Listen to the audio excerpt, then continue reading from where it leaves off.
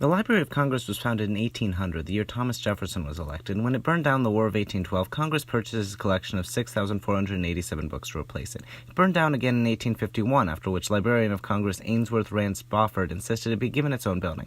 Spofford also helped to establish the copyright laws of 1870, which required anyone seeking copyright on their works to provide 2 copies to the library. This caused it to outgrow its space in the Capitol and convinced Congress to provide it its own building. It now has millions of books, manuscripts, films, letters, and audio recordings, and thanks to 1994's National Digital Library Program, millions of these primary sources of American history are available online. In 2002, they created the National Recording Registry, a plan to help preserve America's audio legacy by making a list.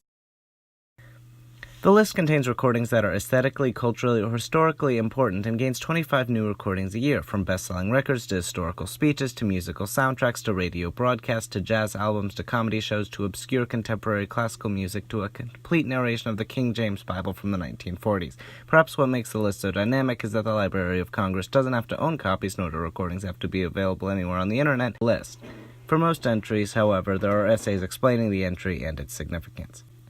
Given that so many of the recordings are obscure and difficult to find, as while the library has deemed them worthy of preservation in the library, they cannot be released due to copyright, it seems unlikely that anyone could listen to the entire registry. Of course, given that the registry is so diverse, ranging from the complete Haydn piano trios to Metallica's Master of Puppets album to all of FDR's fireside chats, it is unlikely that anyone would want to listen to the entire registry. For the convenience of those who wish to try, I've made a playlist of the music, which is most of the registry, based on genre and arranged chronologically, which I find makes them rather easy to listen to. Since the registry includes entries for entire albums as well as large compilations, I present each album or compilation with a single track, such as the Library of Congress does in representing Williams and Walker's Victor releases with their cover of Good Morning Carrie. This makes the playlist shorter and thus easier to listen to, since even rock fans don't want to listen to 24 albums altogether. That's after I separated the rock albums from the pop post-1955 albums in general, by the way. By the way, the public is allowed to nominate recordings. Provide the title, names of people recording, year or date of the recording, record label, and a brief explanation of why it belongs. Bear in mind that the recording must exist, or if it has been lost, impossible to prove for sure that it's lost, and the recording must be at least 10 years old, although right now, as with when the collection started, the newest entry is 20 years old. The entry to be the youngest at the time of induction is Nirvana's Nevermind album, which was 13 years old at the time, followed by Tupac Shakur's Dear Mama, which was 14.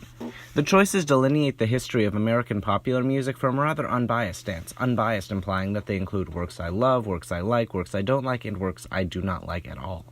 One sees the early Edison recordings, the early ragtime, barbershop, and classical music, the roots of jazz and blues and the flourish of blues in the 1920s, the ever-present crooners of pop and early yodelers of country soon afterwards, the popularity of radio for news, sports, and jazz in the 30s and 40s, the birth of Cajun music, the beginnings of rhythm and blues as it morphs into rock, the golden age of musicals and the switch from jazz as popular music to jazz as art, the folk revival, the hard rock and punk scenes, the popularity of soul and disco in the 1970s, the rise of rap and hip-hop the decade after, the continuing presence of classical, and the potential for continued developments.